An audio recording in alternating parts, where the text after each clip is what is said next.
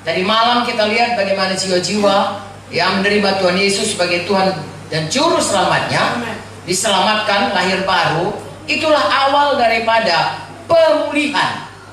Bagaimana manusia itu yang tadinya sudah mati di hadapan Tuhan, lalu pada waktu dia berseru kepada Tuhan, Yesus, Engkaulah Tuhan, Engkaulah Juru Selamatku, maka roh Tuhan kembali menghidupkan rohnya, dan dia mulai hidup.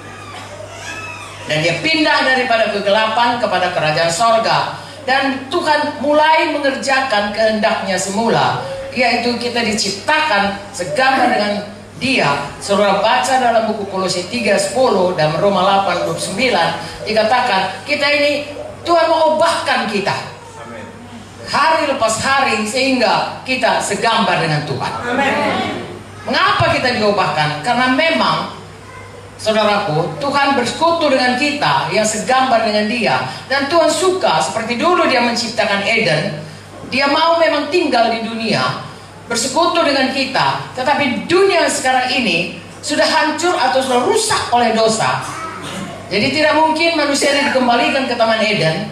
Lalu Tuhan buat rumah yang baru, bumi baru, langit baru, dan Yerusalem baru. Tempat kita bersama dengan Tuhan. Jadi kita, saudaraku, tidak lagi kembali ke Eden untuk menggenapi rencana Tuhan. Satu waktu kita akan sama-sama di Yerusalem baru, bumi baru dan langit baru. Itulah rencana Tuhan. Dulu saya tidak tahu itu, saudaraku. Wah, sebelum saya selamat, bahkan sesudah saya selamat, ya, saya pikir hanya syukurlah saya selamat. Seperti tadi malam saya bersaksi, saudaraku, syukurlah saya selamat.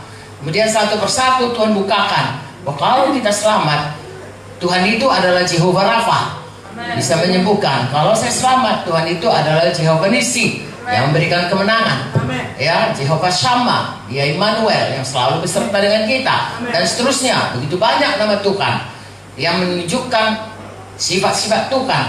Tetapi yang sesungguh-sungguhnya, saudaraku, lebih dari segalanya, Dialah Tuhan yang mau tinggal dengan kita. Sebagaimana dulu Dia menciptakan Eden, begitulah Dia mau tinggal dengan kita. Dan kita baca dalam Wahyu 21 bahwa Tuhan menghancurkan dunia ini dengan api. Kalau dulu dengan banjir, nanti dengan api. Kadang-kadang, ya saudara, orang Kristen jarang sekali membicarakan mengenai Yerusalem baru. Padahal itulah sebenarnya tujuan kita. Ya, kalau melihat firman Tuhan ini, ya, kalau misalnya lah saudara mau ditempatkan di Amerika, ya, pindah menjadi katakanlah duta besar di Amerika ataupun dapat kerja di Amerika, kita akan mempelajari bagaimana orang Amerika.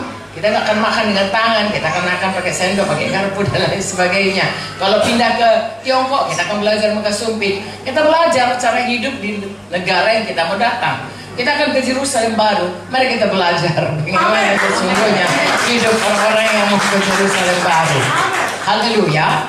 Nah, jadi Tuhan mau ciptakan, mau kembalikan, mau pulihkan ya kita supaya kelak, ya, kita ini seperti kehendak Tuhan. Bagaimana pada sore hari kita baca dalam buku Kejadian itu, Dia bersama-sama dengan Adam dan Hawa saat mereka belum berdosa. Dan Tuhan memang itu sebenarnya Tuhan Yesus datang ke dunia dan berupa manusia, saudaraku, sehingga nanti kalau kita pulang, kita tidak merasa asing karena Dia pernah di dunia ini dan sudah mendahului kita ke sorga dengan tubuh yang baru. Kelak kita akan diubahkan seperti Dia. Dan hidup bukan hanya roh saja, tapi punya tubuh. Memang itulah rencana Tuhan. Jadi saya dan saudara punya ekspektansi, punya pengharapan, punya iman, punya sukacita. Kelak kita bukan hanya di Lubuk Linggau, tapi di Yerusalem baru, bersama-sama selama-lamanya kita bersama dengan Tuhan. Di mana di situ tidak ada lagi setan, karena setan sudah dihukum, saudaraku. Jadi kalau sekarang ini kita masih menghadapi banyak persoalan, tidak usah kecil hati, saudara. Ya, itu hanya sementara. Paling-paling 80 tahun, 100 tahun. Kalau kita ya hidup di dunia 100 tahun. Setelah itu selama-lamanya. Selamanya itu nggak 1000 tahun, nggak 1.000.000 tahun, nggak 1.000.000.000 tahun. Selama-lamanya bersama dengan Yesus. Itu sebab. Oleh sebab itu kuatkan hati kita, saudaraku. Apapun yang kita hadapi, Tuhan sudah menunggu kita pada tempat yang sangat baik bagi kita. Haleluya.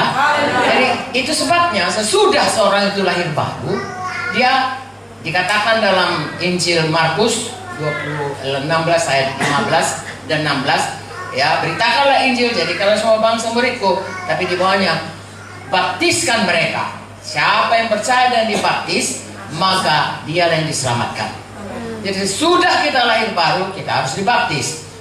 Ya, ini tentunya kita di sini semuanya sudah dibaptis. Amin. Tapi saya sampaikan ini supaya saudara semua membawa jiwa-jiwa baru yang sudah percaya itu. Seberapa banyak yang mau supaya mereka mau dibaptis. Amin. Mengapa? Karena kehendak Tuhan supaya kita itu berubah kembali menjadi segambar dengan Dia. Dimulai dengan proklamasi kita pada waktu baptisan. Karena waktu dibaptis kita memproklamirkan kepada dunia, kepada setan yang mau mengganggu kita selalu, dan kepada Tuhan yang kita sembah, bahwa kita menanamkan manusia lama dan bangkit kepada manusia baru di dalam Yesus. Jadi hari lepas hari kita berjalan dalam manusia baru. Kita sudah punya nazar, punya janji. Orang Kristen tidak bersumpah, ya, tetapi itulah proklamasi kita, ya. Seperti kalau Indonesia memproklamirkan kemerdekaannya, saudaraku, tidak ada satu bangsa pun, ya, lagi bisa menjajah kita. Begitulah sebenarnya baptisan itu proklamasi kita. Aku bukan lagi hamba dosa, aku sudah hamba kebenaran. Kita berjalan dalam, ya, nazar kita itu. Ya, tiap hari saudaraku kita harus berubah. Sebabnya kita harus rajin membaca firman, supaya Roma 12 ayat 2 berkata supaya dibaharui pikiran kita ini. Ya, misalnya saya lah dulu, contoh ini, contoh yang paling mudah. Ya, sebelum saya lahir baru, saya berpikir, saudaraku, ya, saya berkata, saya ini nggak mau ganggu orang, tapi saya jangan diganggu. Kalau saya diganggu sampai mati, aku nggak mau cakap sama kau. Jahat ya. Tapi waktu itu saya pikir benar, ya. Lalu begitulah. Tapi sesudah saya baca firman Tuhan ini, saya tahu itu tidak betul. Saya harus membaharui pikiran saya. Nah, pikiran saya karena firman Tuhan berkata, saudara, kita harus selalu mengampuni. Bahkan memberkati orang yang menganiaya kita. Nah, itu satu konsep yang sangat beda dengan apa yang saya anut selama ini. Dan saya harus berubah sesuai dengan konsep firman Tuhan. Ya, saya harus berubah. Begitulah saudaraku hari lepas hari, sehingga hidup kita itu makin lama makin menjadi seperti Yesus. Karakter kita berubah, kodrat kita berubah.